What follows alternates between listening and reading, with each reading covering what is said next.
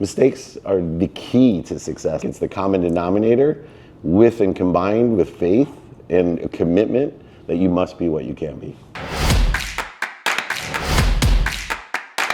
You've both worked across industries and sectors. What lessons from the private sector do you think youth-serving organizations like Junior Achievement can apply right now to be more effective? Since Marc gave the mic up first, I'll go first. You know, it's really interesting because I think, especially with young people, they don't actually see the capability they have inside of themselves. And one of the things, being a JA alumni for 47 years, and as Chief Chancellor of Junior Achievement Worldwide University, I really help to motivate everybody here to allow people to take inventory of themselves. I have a saying, you can't find outside of you what you can't see inside of you. And that's what JA, from the time I was 10 years old, taught me, was to develop and to take inventory of the skills that I had and that I desired, the knowledge of not only what, but who, and then be able to take the skills, the knowledge and desire and align it with three things: what's doing well today, what's stable today, and what you may think or believe or feel is going to do well in the future. And I think my experience with JA at every level has been that we're teaching people to empower themselves by taking inventory of those skills, knowledge, and desire, and elevate their awareness to how to utilize them for a greater good, an abundant, more than enough purpose. One of the things about Napoleon Hill you may or may not know, completely aligned with Junior Achievement, is the idea of definiteness of purpose. And the 2% of the people in the world that have purpose, compared to the drifters, as Napoleon Hill would say, are the people that I see participating in Junior Achievement. It's incredible. Marc, same question? What's the question again? That was such an amazing answer. I'm glad you went first, by the way. Professional at this. It's like my 8th interview today. Yeah. What lessons from the Can I use private ChatGPT? sector do you think youth-serving organizations like Junior Achievement can apply right now to be more effective? How can organizations like Junior Achievement be more effective? Like, what lessons can we apply? Yeah, I mean, first of all, let me just say I actually taught Junior Achievement, this is over 30 years ago, downtown, and it's great to be back here and see so many of you. I believed in it 30 plus years ago, and I believe in it today. It's an amazing organization. I think if you want to just take a general approach, and the approach that I've taken in every business I've done, it always comes down to the people. Any effective organization, it's creating the right culture, the right values, knowing who you are and living those values in a way that no other organization does, and knowing who you are and bringing in people that align with those values. That's where I think the magic happens, because when you get the right culture and you attract the right people and people are motivated to give their very best, magical things happen. So. Very, very true. I think we see it here with all the people that run this organization. They bring amazing programs together, so the people really make the biggest difference. My next question, David. You often talk about mindset as a tool for navigating change. What habits or mental shifts do you think are most important for young people entering today's workforce? You know, I think the easiest, and I answered that question outside in the car, the piece of advice to your 16-year-old self. Yeah. And simply 3 words. If I can empower people with these 3 words, every age, it's a difficult thing for people to do, but it's ask for help. JA has created worldwide an infrastructure of help. And from my experience, the fastest way to get to where you want to be is find someone like this guy and ask him for directions. Right? If you want to own an NBA team, find an NBA owner and ask him for directions. But also, one of the greatest things about Junior Achievement and the idea of asking for help, which is way harder than helping people is easy.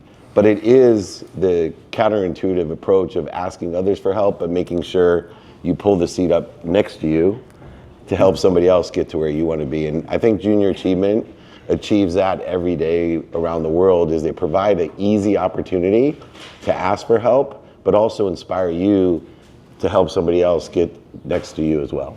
Yeah, that's amazing advice, especially as an 18-year-old, sometimes I know like we're scared to ask for help. Well, I was going to ask you help with my speaking. I've never seen someone so eloquent. Yeah, I know. I get paid a lot of money to These speak. are I think tough I can make questions. more These with are your tough help. questions, Will you mentor me?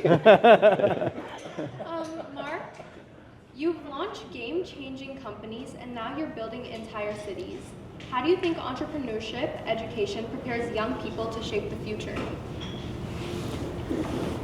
How does education help shape? I mean, I think there's some challenges for sure with the education system.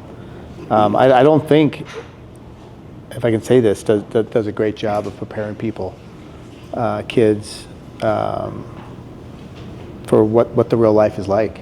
You know, I sent my daughter. I'll just say it. You know, my daughter's graduating Pitzer College in a few days, and she went there as my 18-year-old daughter, and she's leaving. Completely brainwashed by an education system that taught her that money's bad, evil, even, and so I think there's some real problems with the education system. I think we don't have our priorities straight. I think not stressing the values as much. It's creating. I mean, the country's never been more divided. I think, or at least in a long time, and I think, in large part due to what's happening, how people are being educated. So, was the question about what it's doing right? Because I can talk all day. Thank God for junior achievement. Yeah, I know, right? With that, I'd love to know, then what is one thing you would change in like the education system to help youth like me, be more prepared for the real world? Yeah. I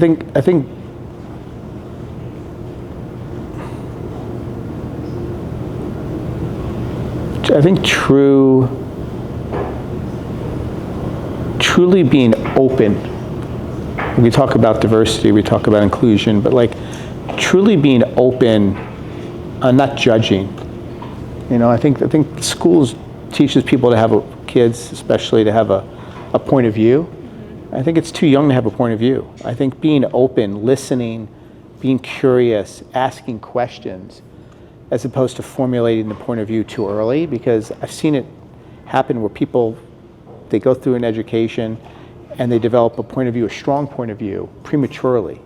I know my daughter's gonna change her mind. 10 years from now, she's gonna look back. But I think in part due to the education system, it doesn't foster just being open. It's wanting people to pick what profession they want to do too early. What are you going to major in? What do you want to be? Who are you? It's like forcing people to have to like pick a side, as opposed to just being open and just listening, learning, being curious, giving back. This idea of just lifting people up. I think you said it, giving more than you take, teaching lessons like that, and being more open. I think that's what I would say. I love that. I think definitely Junior Achievement then is one of those organizations that need to be implemented in more schools, because they have so many opportunities where you can learn about different careers, and then the youth can know, hey, maybe this job that everyone was telling me to pursue isn't for me because there's something that I'm more capable of. So my next question is for both of you. JA has a long history of matching youth with executives and mentors for one-on-one mentorship. Why is proximity to leadership so powerful for young people? And what have you both learned from mentoring the next generation? You said that you guys give back, so I'd love to know more about that too. Mentorship's everything, and I think a lot of people have the wrong idea about mentorships. So many of us have heard, you're the aggregate of the 5 people that you spend the most time with. Unfortunately, I think, excuse my language, that's complete bullshit. Because I know too many moms that spend the majority of their time with 4 kids all day, and they're not the aggregate of 6, 4, 3, and 1. I think what Junior Achievement does, and maybe it's because of the sports background that we have, is that it's really important to pick the team that you want to play on. And by subject matter, topic, or expertise that you want to develop, and pick the position on the team that you want to start playing. So you may start, like I did in college, as the water boy, and someday want to be a second string player and maybe even start your senior year, or you may be the all-star guard or the owner of the team or a coach. But regardless, junior achievement gives the opportunity to pick a team and pick a position to start at, where of course, whatever position you start at, you have people on the team that mentor you to someday be an owner. Keep on getting the hint. And then also be able to pull up a chair next to you so that they can take your position. And I spend the majority of my time mentoring people. Most of what I do today is free mentorship every day online. I've been doing free Friday trainings for 26 years. And we have hundreds of thousands of people registered thanks to COVID. I used to have to always buy people lunch and actually do it in person. So I really think that in the guise too of separation is mentorship. What's missing in the schools, in the SCIAC especially, there in California, where Pitzer is, we're so divided by social silos and education into a certain energy, frequency, and idea that we're missing one word that I live by, which is appreciation. I just wrote a foreword to a book called Imagine If, and in it I wrote, imagine if when someone disagreed with you, your main intention, your main purpose would be to appreciate their opinion, their idea. Imagine if we were teaching that when we differ in our ideas, that your instant response wasn't resistance, separation, inferiority, or superiority. Imagine if we were taught to appreciate the differences. Then we would have true equality, and then we would have true diversity and inclusion by one word. And it's one capability of gratitude that will facilitate that. Yeah, I think just to build on, I agree with that 100%. I mean, I think it's empathy also. It's just being able to put yourself in somebody else's shoes. No argument, no feeling is wrong. Feelings aren't wrong. There's a reason why people feel the way they feel, and being able to listen, understand, and have a healthy debate around facts. Otherwise, it's just religion, you know, and then there's no arguing with religion, right? And that's what I tell my daughter. You know, it's just a religion, and if there's no debate, if there's no way to improve it, do it, then really you don't have anything, right? That's why I think openness is so important. You can't reach success without error, and a term we're all pretty familiar with is trial and error, you know? So I'd love to know, what role did failure play in each of your lives, and what role does failure play in preparing young people like me to succeed? That's a great question. I love that. My mom, and this isn't funny, but my mom recently died. And one of the greatest moments in my life, right before she passed, I was given an honorary doctorate, or been informed I would receive this honorary doctorate in humanities. And so I got to see my mom when I grew up, 6 kids, single mom, taught 2nd grade, packed my dinner in a paper bag, worked at second job just so I could eat. And my siblings, all but me, went to the Ivy League, so extremely academic. So the fetus wasn't fully developed till after graduate school. Every day I'd hear her tell me, doctor, lawyer, or failure. And right before she died, the last conversation I had was, Mom, I did it. I'm a doctor, I'm a lawyer, but most importantly and most valuably, I'm a failure. And she said, oh my goodness, I'm so proud of you. And it is. I work with so many amazing people, billionaires, millionaires, entrepreneurs, celebrities, athletes, and entertainers at the highest level. People who have a desire that they must be what they can be no matter what. All of them have made the biggest mistakes. All of them, including me. Biggest mistakes, but they don't lack commitment. They don't lack commitment. And so mistakes are the key to success, I think. It's the common denominator with and combined with faith and a commitment that you must be what you can be. That was beautiful. Yeah, this is just, you're a tough act to follow. She's the toughest, and you're the second toughest. I don't even want to take the mic after she asks a question. I'm getting mentored here. It resonated with me what you said about Dr. Lore. So my parents had me when they were 20 years old, and we're not. They kind of passed me off to the grandparents. So my grandmother used to tell me I was the first person in my family to go to college, and she always used to tell me when I was a little kid, doctor or lawyer, doctor or lawyer, and she never told me the failure part. But I wasn't a doctor, I wasn't a lawyer. I did fail a lot. I failed in school. I failed. I credit much of my success to just learning from failure and not being afraid. And I think as a kid, if you're failing a lot and you learn how to be resilient, you don't worry about failure that already happened, and you're not worried about a failure that might happen. You're sort of in the moment, doing everything you can to succeed. And I think it's only with failing a lot do you sort of not let it impact your decision making. You're able to take more risk. And that's what entrepreneurs do. They take low probability bets with outsized returns. I think people underestimate the risk of the status quo, and they overestimate the risk of change. And that usually holds people back. Usually change is less risky in what you're doing today, in work, in personal life, in relationship. It's probably more risky doing what you're doing than anything you could possibly change from. And as somebody who grew up failing and taking risk, it always seems to be the right decision to move away from the status quo. And so I'm always moving, and with that, worst case, you learn. And I think that's the real benefit of failing. I actually like to fail because I quickly learn something and then apply it to do better next time. So. Thank you. How can we help youth from underdeveloped or under-resourced communities use limitations that they have as launch pads or like a motivator? It's a No, before you said that, my initial thing was motivation. I watched my dad sell vacuum cleaners door to door when I was a kid. Lived in a small apartment. Didn't have any money.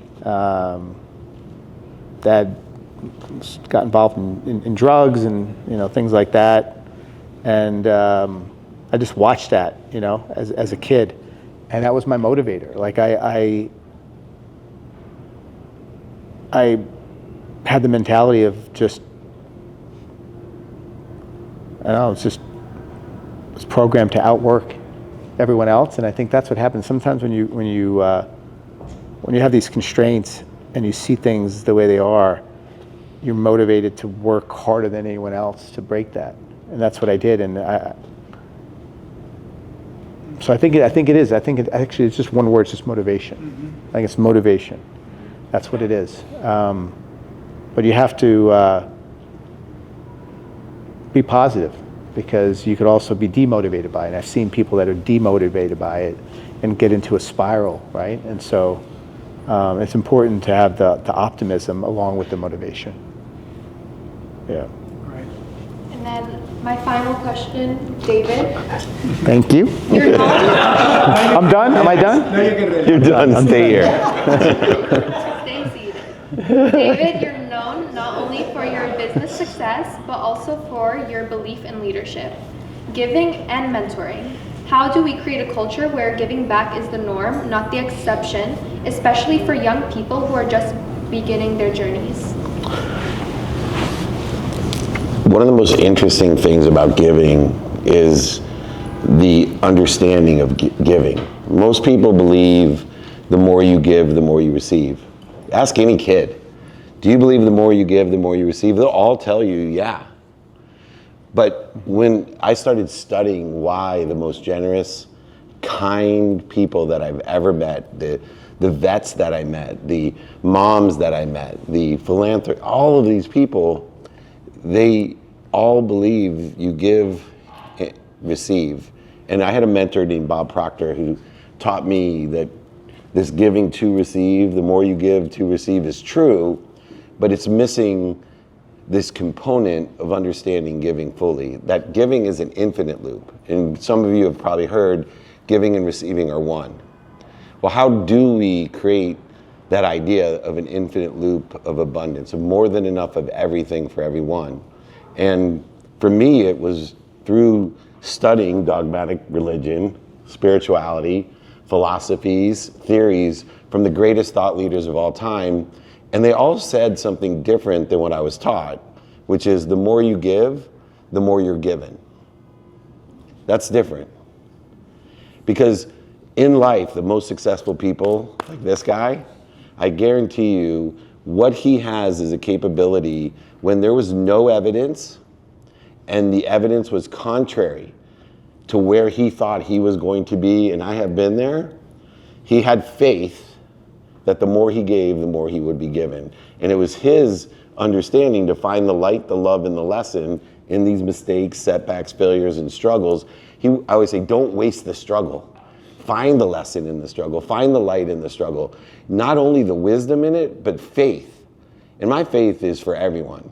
It's something bigger than me that has an infinite amount of information and energy that protects me, loves me, perfects me, promotes me more than my mom.